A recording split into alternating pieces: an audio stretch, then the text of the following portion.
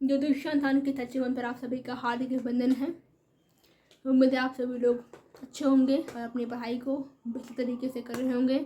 हम सभी जानते हैं भारतीय कलाम संस्कृति से हमेशा क्वेश्चन एग्जाम में पूछे जाते रहे हैं। विभिन्न नृत्य के विषय में, विभिन्न संगीत के विषय में अक्सर एग्जाम में क्वेश्चन बनते रहे हैं। इसके अलावा हम सभी ये भी जानते हैं कि भारत क्या है, विविधताओं का देश है, अनेकता में एकता का ये संदेश भी देता है। कितनी विविधताएं होते हुए भी हमारा देश एक साथ खड़ा होता है, जिसको हम भारत कहते हैं, इंडिया कहते हैं या विभिन्न नामों से इसको जानते हैं। और अगर हम बात करते हैं कला की, यहाँ की नृत्य है, संगीत है, हर क्षेत्र का अपना अलग अलग है। और कुछ लोक नृत्य होते हैं, कुछ बाहरी जो होते हैं नृत्य होते हैं, जो पाश्चात्य संस्कृति के मिश्रण के फलस्वरूप यहाँ पर क्या हुए, पनप गए। लेकिन आज भी जो आपकी पौराणिक चीज़ें हैं और जो आपकी संस्कृति है, जो हमारी संस्कृति है, जो हमारी विरासत है, उसका जीवित होना ज़रूरी है। और जीवित तभी रहेगी जो हम इसके विषय में जानेंगे और हमें पता होगा। तो ऐसे में ज़रूरी है कि हम अपने पेपर के लिए, अपने एग्ज़ाम की तैयारी करने के साथ साथ उसके विषय में जानें। आपके इधर का कौन सा लोक नृत्य फेमस है और क्या आपने कभी उसको देखा है, हमें आप ज़रूर बताइएगा। और ये जो नृत्य होते हैं, आपको हमेशा जो समारोह होते हैं, सांस्कृतिक समारोहों में देखने को मिलती है। जैसे कि आपका G20 सम्मेलन हुआ था, तो वहाँ पर काफ़ी सारे आपके लोक नृत्यों का प्रदर्शन किया गया था। आइए हम आज शुरुआत करने वाले हैं भारतीय कला संस्कृति के अध्यायों की, इस श्रृंखला की, और जिससे जो है कि आपको उसमें आने वाले क्वेश्चन कैसे बनेंगे, किस प्रकार बनेंगे, उससे आपको अंदाज़ा हो जाएगा। तो आइए थोड़ा शुरुआत करते हैं आज हम भारतीय कला संस्कृति के विषय में।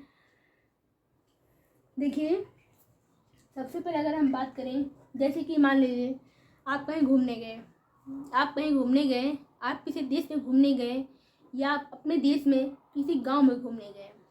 क्योंकि भारतीय कला संस्कृति की बात हो रही है तो भारत के परिप्रेक्ष्य में ही बातें करते हैं। भारत में आप किसी राज्य में घूमने गए या अपने दूसरे ज़िले में आप कहीं घूमने गए, सबसे पहले आपको क्या देखेगा वहाँ पे? सबसे पहले आप भले ही किसी विशिष्ट स्थान को लेकर के ही जा रहे हैं, मान लीजिए आप ताजमहल देखने जा रहे हैं, तो क्या आप डायरेक्ट ताजमहल तक पहुंच जाएंगे, सीधे आप वहीं लैंड करेंगे? ऐसा तो नहीं होगा। आप रास्ते में जाएंगे, सबसे पहले आपको क्या दिखेगा? घर दिखेगा, मकान दिखेगा। इसके बाद क्या दिखेगा? इसके बाद आपको वो ताजमहल दिखेगा या कोणार्क का सूर्य मंदिर दिखेगा, जहाँ भी आप जा रहे हैं। इसके बाद उसके अंदर जब आप प्रवेश करेंगे, फिर आपको जो चीज़ें हैं, मूर्तियाँ हैं, वो बनी हुई हैं, डिज़ाइन है, ये चीज़ें आप देखेंगे। आगे हम अगर बात करते हैं तो जैसे कि मान लीजिए कोई भी व्यक्ति है, नृत्य है, संगीत है, तो उस समय तो आप नहीं जान पाएंगे व्यक्ति कौन सा कलाकार है, क्या करता है, क्या जानता है। तो आप उसकी प्रतिभा के विषय में जब आप देखेंगे, जानेंगे, तो आप जानेंगे कि हाँ, ये व्यक्ति कलाकार है या सांस्कृतिक गतिविधियों से जुड़ा हुआ है। तो आइए हम शुरुआत करते हैं। और अगर हम बात करते हैं संस्कृत धातु, आइए हम जानते हैं निवास स्थान के बारे में। और हम सभी जानते हैं एंशिएंट हिस्ट्री आपको जो हम पढ़ा रहे थे, तो निवास का प्रारंभ आखिर कहाँ शुरू होता है। फिर भी आइए हम देखते हैं कि निवास, तो संस्कृत शब्द की वस धातु से इसका निर्माण होता है निवास का, और इसका अर्थ होता है आपका निवास या निवास स्थान होता है, या आपका घर होता है या रहने का स्थान होता है। अगर हम बात करें आर्किटेक्चर, क्योंकि निवास जो होता है या जो स्थापत्य की चीज़ें होती हैं, जो लोग बनाते हैं, उनको क्या कहते हैं? आर्किटेक्चर कहते हैं। तो ये क्या होता है कि ये शब्द आपका टेक्टन जो है कि लैटिन शब्द है, ये लैटिन भाषा से बना हुआ है सब टेक्टन, जिसका मतलब होता है बिल्डर। क्या करेंगे ये लोग? इसका निर्माण करते हैं। और चूँकि हम सभी जानते हैं, अगर हम बात करें मूर्ति कला के विषय में, तो मूर्ति कला में जो है कि शुरुआत होती है, शुरुआत में जो है कि आपका जो आपकी वैक्स टेक्निक होती है कि पहले मोम की आकृति बनाते थे, उसको मिट्टी का लेप करते थे, इसके बाद क्या होता था, मिट्टी को सुखाते थे, सुखाने के बाद उसको गर्म करने पर मोम को बाहर निकाल लेते थे। उस मिट्टी का जो खोखला सांचा होता था उसमें धातु भरते थे। इसके पश्चात क्या होता था कि धातु को जमाने के बाद ऊपर की मिट्टी को हटा देते थे। इस तरह से जो है कि आपका क्या होता था, मूर्ति का निर्माण होता था। अगर हम बात करें आपके विषय में कि दोनों में अंतर क्या है, तो वास्तुकला मूर्तिकला में अंतर क्या है?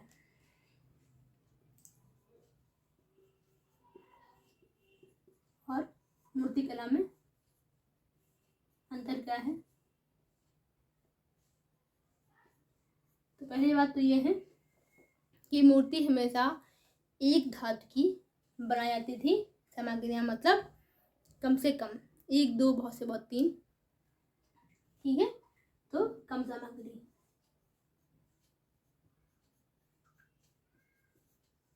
अगर हम बात करें वास्तुकला में, तो एक घर बनाने में क्या करते हैं हम, बहुत सारी सामग्री लगाते हैं। सरिया है, कंक्रीट है, बालू है, और लोहा लगाएंगे, स्टील के लगाएंगे, कांच लगाएंगे, मार्बल लगाएंगे, सीमेंट लगाएंगे, कहीं कुछ अगर लकड़ी का बनना दरवाजा लगाएंगे। तो इसमें क्या है, ज़्यादा सामग्री।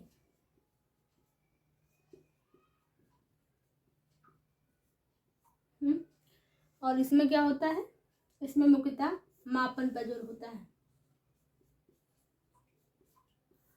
त्रिभुजाकार बनाना है, चौकोर कमरा होना चाहिए, गोलाकार आंगन हो, सब कुछ मापन पर डिपेंड करता है।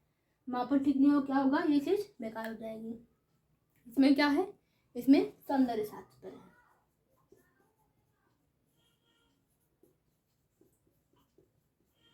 जितनी खूबसूरत मूर्ति, जितनी आप जीवन बना पाए, आपकी कला उतनी ज़्यादा अच्छी, ठीक है। तो इस तरह से जो है कि, और अगर हम ये बात करें यहाँ पे, तो इसमें डिजाइन मेन होते हैं।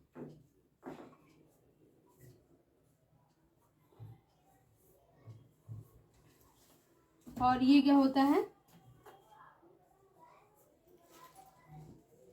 इसमें हर चीज़ का ध्यान रखते हैं। जैसे कि अगर हम बात करते हैं भावात्मक, इसके अलावा सौंदर्य शास्त्र,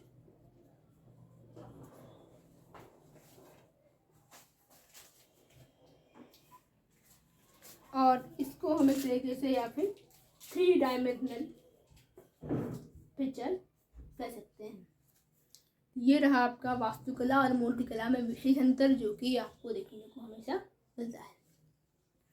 मूर्तिकला का निर्माण कब प्रारंभ होता है, आवास बनने कब शुरू होते हैं, मानव स्थायी जीवन कब प्रारंभ करता है, ये हमने आपको जो भारतीय इतिहास है, नेशनल हिस्ट्री है, वहाँ पर पढ़ाया है। तो उसको आप अच्छे से देखिएगा, यहाँ पर आप अच्छे से समझ जाएंगे। आने वाले वीडियोस में आपको बताएंगे कि आखिर भारत की कौन से ऐसे स्थापत्य स्थल हैं जो कि पूरी दुनिया में मशहूर है अपनी स्थापत्य कला के लिए। इसके अलावा अगर हम बात करें स्थापत्य कला के पौराणिक साक्ष्यों के विषय में, तो आपका जो हड़प्पा सभ्यता है, वहाँ से आपके काफ़ी व्यापक प्रमाण वहाँ पे मिलने शुरू होते हैं। तो इसके लिए आप एंशिएंट हिस्ट्री का जो पार्ट होता है, जहाँ पे खुदाई की गई थी, हड़प्पा है, आपका मोहनजोदड़ो है, इन सभी के स्थल आपकी वास्तुकला के अंतर्गत आते हैं। तो उनको आप अच्छे से हमेशा पढ़िएगा। एंशिएंट हिस्ट्री के नाम से पेज बनी है, तो सर्च करिएगा, वहाँ पे आप इसको आप पढ़ सकते हैं।